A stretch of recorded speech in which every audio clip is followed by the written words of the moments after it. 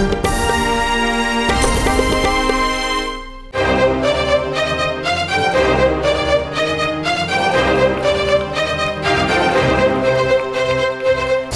Back to ரிஷி மூலம். பெண்கள் பலவீனமானவர்கள்ங்கிற நம்பிக்கை பற்றி தான் இன்றைக்கி ரிஷி மூலத்தில் பேசிகிட்டு இருக்கோம். அதோடைய தாக்கங்கள் என்னென்னு பார்த்தோம். ஆனால் இந்த நம்பிக்கை ஏன் நம்ம சமூகத்தில் இன்னும் தங்கி இருக்குங்கிறது பார்த்தே ஆகணும். இது ரொம்ப டிஸ்டர்பிங்கான ஒரு நம்பிக்கை. ஸோ அது யார் இன்னமும் நம்ம சமூகத்தில் சொல்லிகிட்டே இருக்காங்க, ஏன் நம்ம மனசில் இன்னும் இந்த நம்பிக்கை நிலைச்சிட்டே இருக்குங்கிறத நம்ம பேசி பார்க்கலாம். ஃபஸ்ட்டு ஒரு மின்னல் ரவுண்டில் நீங்கள் ஒவ்வொருத்தராக சொல்லணும், நீங்கள் யார் தான் இந்த நம்பிக்கை நம்ம சமூகத்தில் இன்னமும் சொல்லிட்டு இருக்காங்க, ஏன் இந்த நம்பிக்கை நம்ம சமூகத்தில் இன்னும் தங்கி இருக்கு, அதுக்கு யார் காரணமாக இருக்காங்க நீங்கள் நினைக்கிறீங்கன்னு ஒரு வேர்டில் எனக்கு சொல்லணும். கண்டிப்பாக சமுதாயம் தான் மேடம். சமுதாயம் தான் அதுக்கு காரணமாக இருக்கு. நம்முடைய முன்னோர்கள், கலாச்சாரம். சரி, ஓகே. இது மதமும் சாதியமும் கலந்த ஒரு கருத்து. இவங்க தான் இந்த மாதிரியான பலகீனத்தை இருக்கணும், இன்னும் கண்டினியூ ஆகணும்னு நினைக்கிற ரெண்டு குரூப் இவங்க தான். சரி, ஓகே. முன்னோர்கள் விதைத்த விதை இன்னுக்கும் அந்த சமுதாயத்தில் நிலச்சிட்டு இருக்கு. சமுதாயம் நீங்களும் சொல்றீங்க. சரி, மீடியாஸ் அப்புறம் நம்ம முன்னோர்கள் பண்ணது எல்லாமே அதோட தாக்கம் தான் இப்போ நம்மளுக்கு வந்துட்டு இருக்கு. ஸோ முன்னோர்கள் தான் காரணம் இதுக்கு. ஓகே. நம்ம கல்ச்சரை இன்னும் ஃபாலோ பண்ணுறதுனால தான் சமுதாயம் முன்னே அதை ஏற்றுட்டு இருக்கிறதுனால, நம்ம கல்ச்சர்னால இந்த நம்பிக்கை இன்னும் நிலச்சி நிற்குதுங்கிறீங்க. நம்ம மக்கள் தான் அதுக்கு காரணமே. நம்ம மக்கள், நம்ம சமூகம் தான், நாம எல்லாரும் தான் அதுக்கு காரணம். சரி, சொசைட்டி தான். சொசைட்டி தான் காரணமாக இருக்குது. கண்டிப்பாக சமூகமும் நமது கலாச்சாரமும். இந்த பக்கம் வேற யாராவது டிஃப்ரெண்ட்டான கருத்து வச்சுருக்கீங்களா? ஆண்கள் சமுதாயம் கூட கிடையாது, ஆண்கள்னால தான். சரி, சமுதாயத்தில் இருக்கிற மூட நம்பிக்கை தான் மேடம் இதுக்கு. சமுதாயத்தில் இருக்கிற மூட நம்பிக்கை தான் முக்கிய காரணம். சரி, இல்லிட்ரசி. இன்ட்ரெஸ்டிங். அவங்க மேலே அவங்களுக்கே நம்பிக்கை இல்லாததான் முக்கிய காரணம். ஈச் இண்டிவிஜுவல் தான் காரணம்னு சொல்றீங்க. ஒவ்வொருத்தங்களும் அவங்களுக்கு அவங்க மேலே நம்பிக்கை இல்லை. நம்பிக்கை இருந்தால் அவங்களுக்கு இந்த நிலைமை வந்திருக்காது. சரி, சமுதாயத்தில் எங்கேயோ ஒரு மூலையில் நடக்கிற விஷயத்த அதுக்கு கண்ணுக்காது மூக்கு வச்சு வெளிச்சம் போட்டு காமிக்கிற மீடியாவும் அதை பணம் பண்ணி அரசியலாக்குற அரசியல்வாதிகளும் தான் காரணம். சரி, நாம பலவீனம் நினைக்கிறதே ஒரு மிகப்பெரிய பலவீனம். அது நினைப்பு தான் குழப்ப கிடக்கிறது, நம்மளோட மனசு தான் அது காரணம். நாம பலம் நினைச்சா அது பலம் தான். மேம், சமுதாயம் தான் காரணம்னு சொல்றாங்க. சமுதாயன்றது நம்ம உருவாக்குனது தான். ஸோ நம்ம நினைச்சா அதை கண்டிப்பாக மாற்ற முடியும். நம்ம தான் அதுக்கு காரணமா நம்ம தான் காரணம். சரி, நீங்க நிறைய பேர் சொன்னதுல சமுதாயம், சமூகம் எல்லாம் அது நம்மளும் அடங்கி இருக்கிற ஒரு விஷயம்தான். சமுதாயம்னு நம்ம பிரிச்சு சொல்ல முடியாது, நம்மளும் எல்லாம் தான் இதுக்கு காரணமா இருக்கும். ஆனா சமுதாயம், நீங்க ரெண்டு பேர் மட்டும் மீடியான்னு சொன்னீங்க. நம்ம சமூகத்தில் இருக்கிற விஷயங்கள் மீடியா நம்மளுக்கு காட்டுது. அது இயல்பாக காட்டுதா இல்லை அதை கொஞ்சம் காது மூக்கு கண்ணு எல்லாம் வச்சு காட்டுதாங்கிறது பேச வேண்டிய விஷயம். ஆனால் நம்ம சினிமா சீரியல் எல்லாம் பார்க்கும்போது பெண்ணை எப்படி சித்தரிக்கிறாங்க? பலசாலியாக சித்தரிக்கிறாங்களா இல்லை பலவீனமான ஒரு நபராக சித்தரிக்கிறாங்களா? குறிப்பிட்டு நீங்கள் சீரியல்னு சொல்லுங்கள். சீரியலில் தான் நிறைய பெண்கள் இன்னைக்கு தெரியுறாங்க. நீங்கள் தான் மீடியான்னு சொன்னீங்க, நீங்கள் சொல்லுங்கள் அதுக்கு பதில். அதாவது ஜென்ரலாக எல்லா தப்பையும் சொல்லிட்டு கடைசி சீனில் ஒருத்தர் அப்படியே எல்லாரையும் மாத்திரபடி ஒரு நல்லது பண்ணுற மாதிரியும் எல்லா பலவீனத்தையும் சொல்லிட்டு கடைசியாக அவங்க வெகுண்டு எழுந்து ஒரு பெண்மையாக போராடி ஒரு வித்தின் செகண்ட் எல்லாத்தையும் மாற்றுற மாதிரி காமிக்கிறாங்க. Media plays a vital role in denigrating women. சரி, பெண்களை கீழ்த்தனமாக காட்டுறதுக்கு மீடியா ரொம்ப பெரிய பங்கு வகிக்குது. சரி, நானும் அதை ஒத்துக்கிறேன். நீங்கள் எப்போ பார்த்தாலும் பெண்களை கான்ஸ்பயர் பண்ணுற மாதிரியே தான் காட்டுவாங்க மீடியாவில். பெண்கள் சண்டை போடுற மாதிரி தான் காட்டுவாங்க. பெண்கள் ட்ரீம் பண்ணுற மாதிரி தான், நல்ல ட்ரீமே இருக்காது அவங்களுக்கு.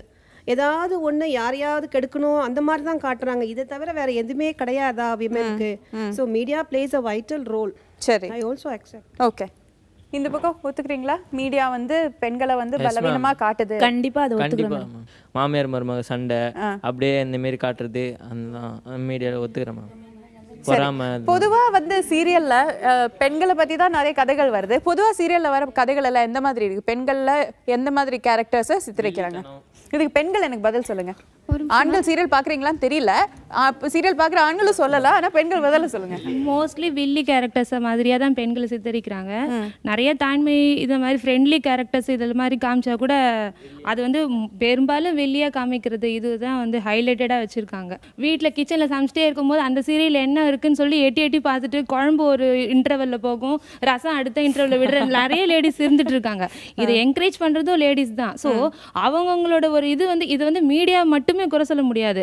நம்மளோட ஒரு சில விஷயங்களை வந்து பிரதிபலிக்கிறது தான் மீடியா.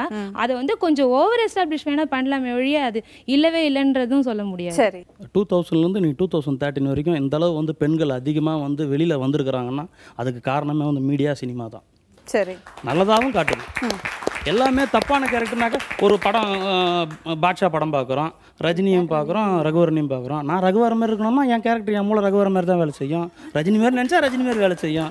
அது அந்தந்த பெண்ணின் மனநிலையை பொறுத்து. சரி சரி, கடைசியில் அது பொறுப்பு நம்ம கையில் தான் இருக்குன்னு சொல்கிறீங்க. இப்போ சினிமாவுக்கு போக முடியாதவங்க வீட்லேயே டிவியை பார்க்குறாங்க. மாமியார் மருமகள் சண்டை. மாமியார் உண்மையிலே திட்ட முடியாத மருமகள் வந்து அந்த மருமகள் திட்டத்தை பார்த்து சந்தோஷப்படுறா. மருமகளை டைரெக்டாக திட்ட முடியாத மாமியார் அந்த சீரியல் மாமியார் திட்டத்தை பார்த்து சந்தோஷப்படுறா. ஸோ அந்த அவுட்லெட்டுக்கு ஒரு வாய்ப்பு. அதனால தான் இவங்க மீடியாக்காரங்களும் அதை போடுறாங்க. இது இன்டைரக்டாக நிஜமான சண்டையை தடுக்குது. அதனால மீடியாவுடைய ரோல் நல்லது. ஓ, அப்படி வரீங்க. சரி சரி மேடம், ஆக்சுவலி அவங்க வந்து பங்க் பண்ண சொல்லி தான் சொல்கிறாங்க. இந்த மாதிரி வந்து பெண்களை வந்து இழிவான ஒரு ஆபாசமாக உபயோகப்படுத்தாதீங்க தான் சொல்கிறாங்க. விளம்பரம் மூலமாகவோ வேறு ஒரு மீடியா மூலமாக அந்த மாதிரி பண்ணக்கூடாதுன்னு தான் சொல்கிறாங்க.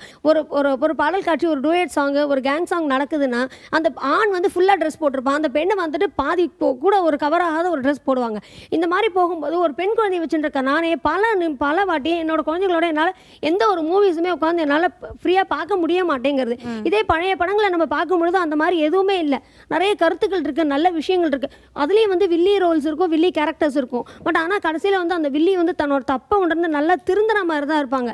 ஸோ அந்த மாதிரி ரியல் லைஃப்பில் தப்பு பண்ணுறவங்க கூட அதை வந்து ஒரு பாடமாக எடுத்துக்குவாங்க. ஆனால் இப்போலாம் அந்த மாதிரி கிடையாது. பெண்களை வந்துட்டு மீடியா வந்துட்டு நிறைய இதில் வந்துட்டு தப்பான இதில் தான் பயன்படுத்துகிறாங்க. மீடியாங்கிறது இன்ஃபேக்ட் எல்லாருமே வந்து மிஸ் அண்டர்ஸ்டாண்ட் பண்ணிட்டாங்க. இதுன்னுட்டு சீரியல் அதுன்னு. நான் சொன்ன மீடியா வந்து நியூஸ் பேப்பர், டிவிஸ். இப்போ எக்ஸாம்பிள் வந்து நிர்பயா கேஸே எடுத்துக்கலாம். நிர்பயான்ற பேரே அவங்க பெயரிடப்படாமல் தான் ரொம்ப நாளைக்கு அவங்கள பற்றி நியூஸ் வந்தது. ஒரு ஸ்டேஜ் வந்து ஒரு போலீஸ் என்கொயரி வந்து ஒரு ஸ்டேஜ் ரீச் ஆகிறதுக்குள்ளேயே மீடியா எங்கேயோ இன்வெஸ்டிகேட்டிவ் ஜேர்னலிசம் உள்ள பூந்து எடுத்து ஒரு பெண்ணை வந்து பிச்சு போட்டுடுறாங்க. ஒரு ஆப்ரேஷன் தியேட்டரில் இது பண்ணுற மாதிரி நியூஸ் பேப்பரில் அக்கு வேற ஆணு வேற அவங்கள பற்றி, அந்த பெண்ணோட ஒரு தன்மானத்தை பற்றி, அவங்க குடும்பத்தை பற்றி பிச்சு உதறிடுறாங்க. அது வேண்டான்றேன் நான். அதை வச்சு என்ன பண்ணுறாங்க, அது ஓகே.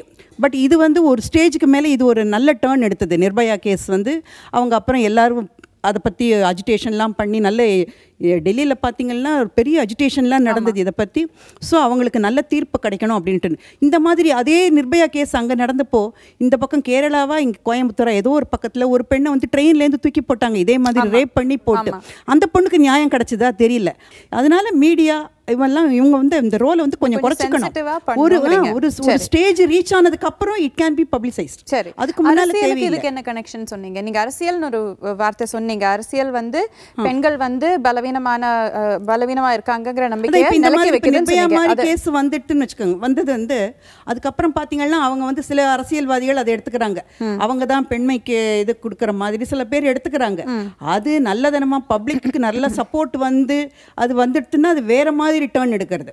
இல்லாட்டி அவங்க வீணா அவங்க கிட்ட போய் ஆளை வச்சு, இப்போ சப்போஸ் அது குற்றம் புரிந்தவர் வந்து வேற ஒரு கட்சியை சார்ந்தவராக இருக்கலாம், அவங்க வந்து இவங்களை ஆளை வச்சு மிரட்டுறது, அந்த மாதிரியே நம்ம எத்தனையோ பேப்பர்ல படிக்கிறோம்.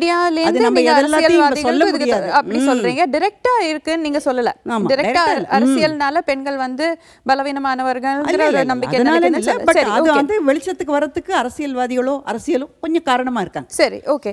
நம்ம பேசி பார்த்தபோது இந்த நம்பிக்கை வந்து நம்ம சமூகத்துல ஏன் நிலைக்குதுன்னு தான் நம்ம தேடி பார்த்தோம். இதுக்கு யார் காரணமா இருக்காங்கன்னு தேடி பார்த்தோன்னா ஒட்டுமுக்க எல்லாரும் சொன்னது வந்து நிறைய பேர் மீடியா சொன்னீங்க, கொஞ்சம் பேர் வந்து அரசியல் சொன்னீங்க, சீரியல், சினிமா எல்லாம் சொன்னாலும் எல்லாரும் சொன்ன ஒரே விஷயம் வந்து சமூகம். நாம் அடங்கிய சமூகம் தான் இதுக்கு காரணமா இருக்கு. நம்மள எல்லாரும் தான் இதுக்கு காரணமா இருக்கும். எந்நாள் வரைக்கும் நம்ம வந்து நான் பலவீனமானவள்னு ஒரு பெண் நம்புறாலோ அன்னைக்கு வரைக்கும் பெண் பலவீனமாக தான் இருக்க போறாங்கிறது தான் உண்மைங்கிறது இங்கே பேசுனதுலேருந்து தெரிஞ்சுது. அது என்னைக்கு அந்த நம்பிக்கையிலேருந்து வெளியில் வராலோ அதுதான் அப்போதான் இது சேஞ்ச் ஆகுது. அது வந்து பெண் மட்டும் இல்லை, ஆணும் இதை நம்பக்கூடாது. அந்த ஆணும் பெண்ணும் 2 பேருமே இந்த நம்பிக்கையை தூக்கி போட்டுட்டு பெண் வந்து பலவீனமானவள் கிடையாதுன்னு சொல்லும் போது தான் இந்த நம்பிக்கை உடைய போகுது. சரி, இது தங்க வைக்கிறது யாருன்னு கேட்டது. இது எங்கேருந்து ஆரம்பிச்சிருக்கோம், எங்கேருந்தோ ஆரம்பித்து இன்னைக்கு வரைக்கும் நம்ம இதை பேசிகிட்டு இருக்கோம். 2013 இந்த விஷயத்தை பற்றி நம்ம பேசிகிட்டு இருக்கோம். யார் தான் இதை தொடங்கி விட்டுருப்பாங்க? தேடலாம் ரிஷி மூலத்தில். ரிஷி மூலம் தேடல் தொடரும்.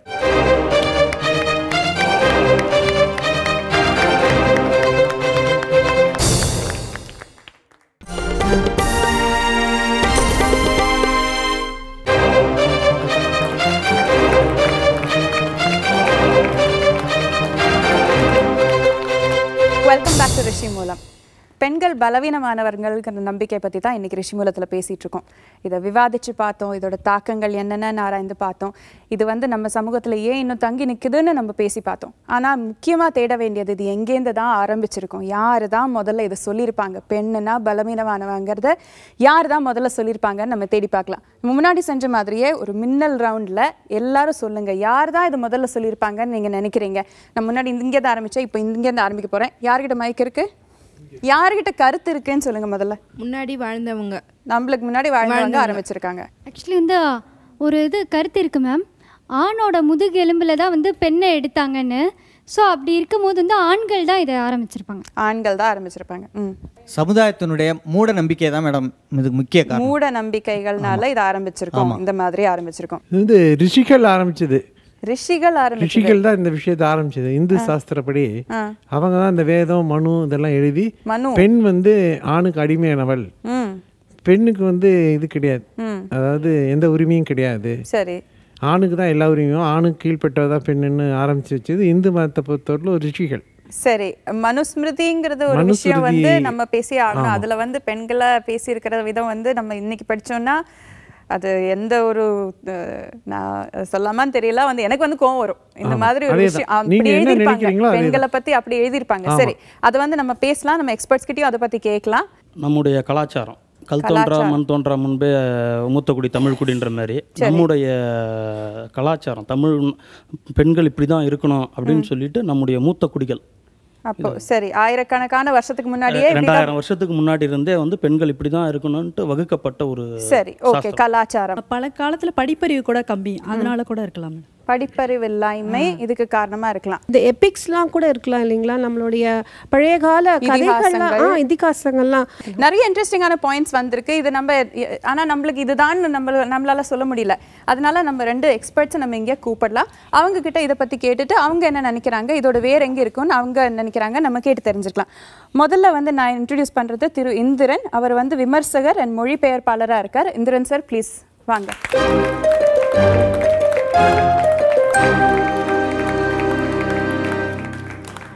வணக்கம் சார், தேங்க்யூ ஃபார் கம்மிங். அடுத்ததாக நான் வந்து கூப்பிட்றது அரங்க மல்லிகா அவர்களை. அவங்க வந்து பெண்ணிய செயல்பாட்டாளராக இருக்காங்க. வாங்க மேடம்.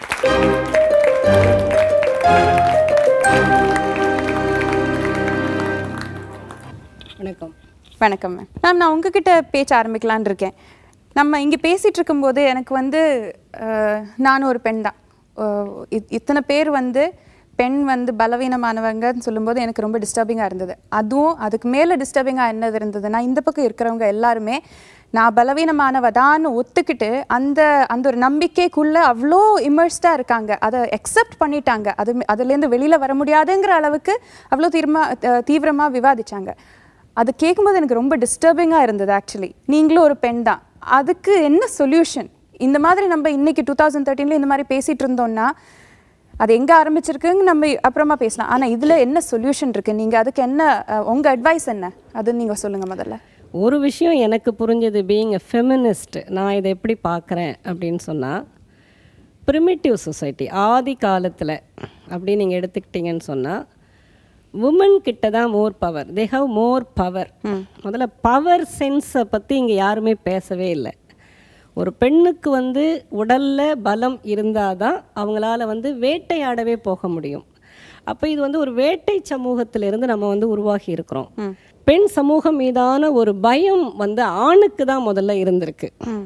அப்போ அவங்க என்ன நினைக்கிறாங்க, இந்த பிரெட் வின்னராக இருக்கிறது வந்து ஒரு பெண்ணாக இருக்கக்கூடாது, ஒரு வீட்டுக்கு வேண்டிய பொருளாதாரத்தை மீட்டெடுக்கக்கூடிய, பொருளாதாரத்தை தேடித்தரக்கூடிய ஒரு பொறுப்பு வந்து ஒரு ஆணுக்கு தான் இருக்கணும், பெண்ணுக்கு இருக்கக்கூடாது. அதனால் இந்த கன்சீவ் ஆன பீரியடில் மகப்பேறு காலத்தில் பெண்கள் நீங்கள்லாம் வீட்டில் இருங்க, நாங்கள் வெளியில் போய் சம்பாதிச்சிட்டு வரோம் அப்படிங்கிற ஒரு சூழல் வந்து மாறுது. அப்போ இப்படி மாறும்போது என்னாகும், வீட்டுக்குள்ளே இருக்கிறதுனால அவங்க வெளியில் போயிருக்கிறாங்க, அவங்க கொண்டு வந்து நமக்கு கொடுப்பாங்க, நம்ம உட்காந்து சாப்பிட்லாம். இது ஒரு விதமான அடிமை மனோபாவம். ஒரு எல்லா நிலையிலையும் ஆம்பளை கொண்டு வந்து கொடுத்துருவாங்க, நான் சாப்பிட்டுட்டு வீட்டில் உட்காந்துருக்கிறேன், எனக்கு என்ன வந்தது அப்படின்னு நினைக்கிற ஒரு சில பெண்களும் இருக்காங்க. இதை எதிர்த்து கேள்வி கேட்குற பெண்களும் வந்து இருக்கிறாங்க. அப்போது பலவீனம் அப்படிங்கிற ஒரு கான்செப்டை வந்து அவங்க மேலே திணிச்சே ஆகணும் இல்லையா? நீ வெளியில் போகாத, உன்னை யாராவது எதாவது செய்துடுவாங்க, நீ வெளியில் போகாத, உன்னை ரேப் பண்ணிவிடுவாங்க, நீ வெளியில் போகாத, உன்னால் வந்து பத்திரமா வீடு வந்து சேர முடியாதுங்கிறத எல்லாம் தொடர்ந்து கொடுத்துக்கிட்டே இருக்கிறாங்க. ரொம்ப அழகாக யாரோ ஒருத்தர் மனு பற்றி சொன்னாங்க. மனு காலம் வந்து பெண்ணை இருட்டடிப்பு செய்த ஒரு காலம். வேதத்தில் கூட பெண்களுக்கு கல்வி உரிமை இருக்குது, உரிமைகள் இருந்திருக்கு வேத காலத்தில் கூட. ஆனால் மனு காலத்தில் வந்து பெண்களுக்கு வந்து உரிமை முழுவதுமாக மறுக்கப்பட்டிருக்கு. மனுவை யார் எழுதுனது? ஒரு ஆண் தான் எழுதியிருக்காங்க. அப்போ இந்த சூழல்லேருந்து நம்ம பார்க்கும் பொழுது இது காலம் காலமாக நம்மளுடைய மனசுலையும் கொடுக்குறாங்க.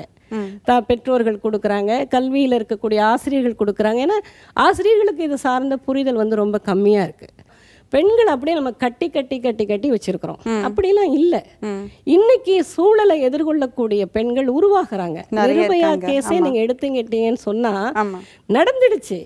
ஆனால் அதுக்கப்புறம் அந்த பொண்ணு கொடுத்த ஸ்டேட்மெண்ட்டை நீங்கள் கவனிக்கணும். என்ன மாதிரி ஒரு பெண்ணுக்கு நடந்த இந்த கொடுமை இன்னொரு பெண்ணுக்கு நடக்கக்கூடாதுன்னா குற்றவாளி யாரும் அவன் தண்டிக்கப்பட வேண்டும்னு சொல்லக்கூடிய ஒரு குரல், பெண் குரல் நீங்கள் ஓங்கி ஒலிச்சிருக்கு. அதை வந்து நம்ம வந்து மறுக்க முடியாது. அதனால் என்னை நான் தாக்கி கொண்டு, என்னை நான் பலவீனப்படுத்தி கொண்டு இந்த சமூகத்துக்கு நான் வந்து ஒரு முன்னுதாரணமாக இருக்கிறேன் அப்படின்னு சொன்னால் அந்த இடத்துல பெண் பலவீனமானவள் அல்ல. இன்னொன்று சொன்னாங்க, தனியாக ஒரு பெண்ணால் இந்த சொசைட்டியில் நடக்கவே முடியாதுன்னு நான் ரொம்ப தாழ்மையாக சொல்லிக்கிறேன். பல பெண்கள் இன்றைக்கு வந்து சமூகத்தை ரொம்ப குரூஷியலான கட்டத்துலலாம் எதிர்த்துக்கிட்டே இருக்காங்க. அதனால் வந்து பெண்ணால் தனியாக இயங்க முடியாது அப்படின்னு நீங்கள் நினைக்கக்கூடாது. சுச்சுவேஷனை ஹேண்டில் பண்ணுற கெப்பாசிட்டி உங்களுக்கு வேணும். அப்போ எங்கே உங்களுக்கு தேவை, எது தேவையாக இருக்குன்னா, economically have to liberate, education wise you have to liberate. அது இருந்தால் தான் உங்களால் வந்து முடியும். ஒரு பெண்ணை தன்னை தானே உருவாக்கிக்கிற ஒரு படிப்பை இந்த சமுதாயம் கொடுத்துருக்கான கொடுக்கல. இதெல்லாம் தான் காரணமே தவிர ஆண்கள் மட்டுமே காரணம் அப்படின்னு நம்ம சொல்லக்கூடாது. ஏன்னா ஆண் இல்லாமல் பெண் இல்லை, பெண் இல்லாமல் ஆண் இல்லை. Thank you ma'am, thank you ma'am. Sir, நான் உங்ககிட்ட இதை பற்றி கேட்கலான்னு இருக்கேன். நம்ம பெண்ணை பற்றி, பெண்ணோட சுதந்திரம் இல்லை, பெண் பலவீனமானவள், இந்த மாதிரி குற்றச்சாட்டை பற்றியெல்லாம் பேசும்போது பெரியாரை பற்றி பேசாமல் இருக்க முடியாது. அவர் சொன்னார், மேம் சொன்னாங்க வந்து அந்த மாற்றம் எப்போ ஏற்பட்டதுன்னா, பெண் வந்து கர்ப்பமாக இருக்கும்போது அந்த கொஞ்ச நாள் வந்து அவங்க வீட்டில் இருக்க வேண்டி வந்தது.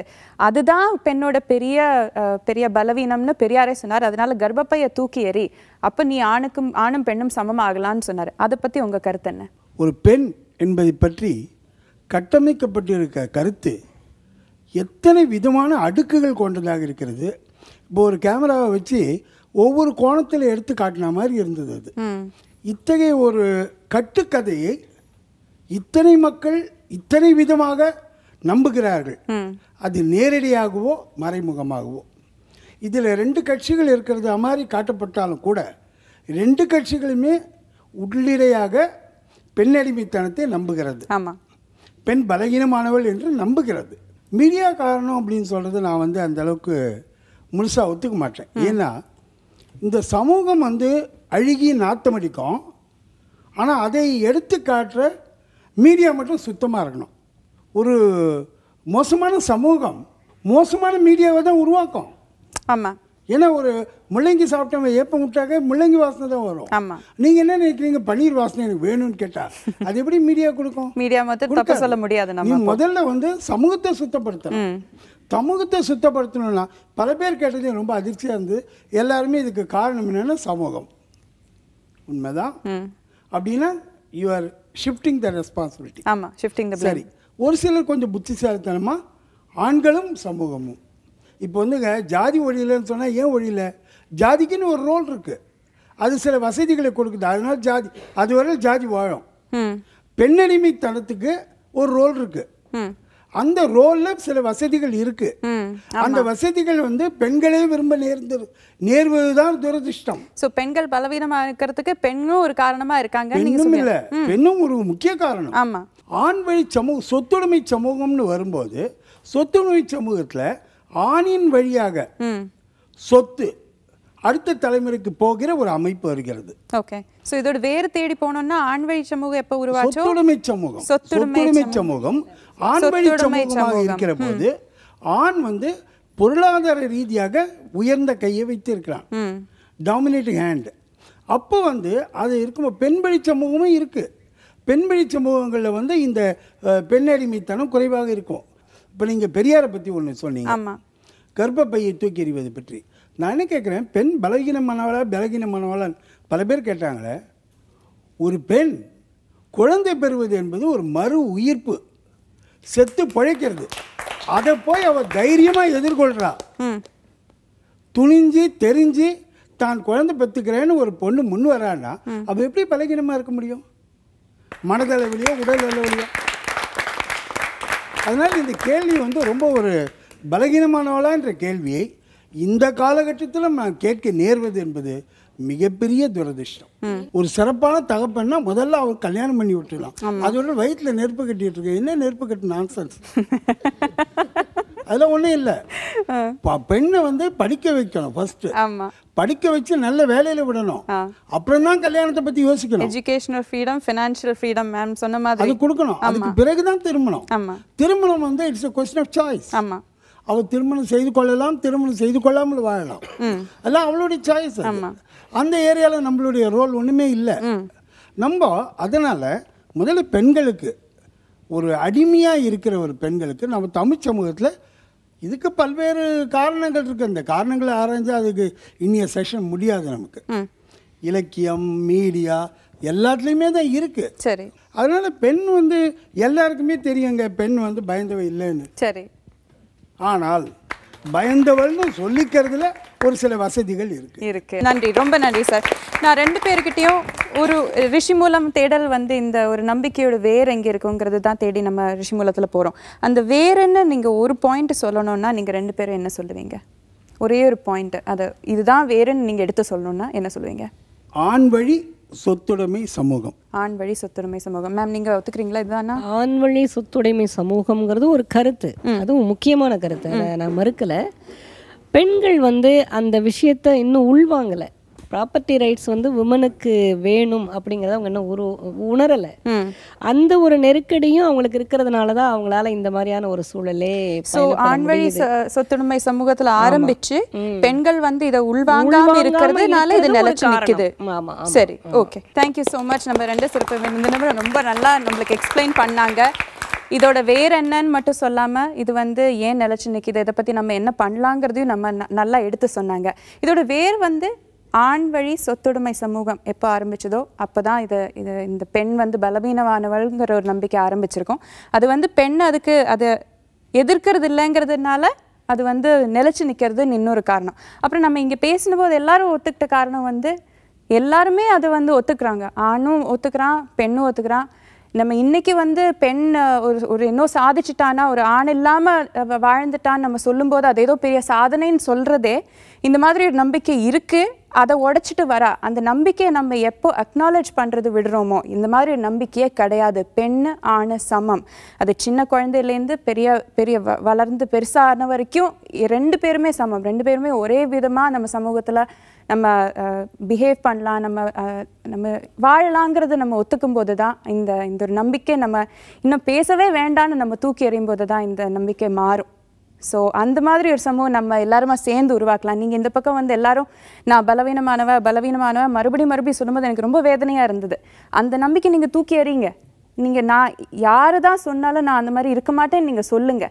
இந்த பக்கம் இருக்கவங்க இவங்களுக்கு இன்னும் ஊக்கம் கொடுங்க. உங்கள் எக்ஸாம்பிள்ஸ், உங்கள் ஸ்டோரிஸ் வந்து இன்னும் சொல்லுங்கள்.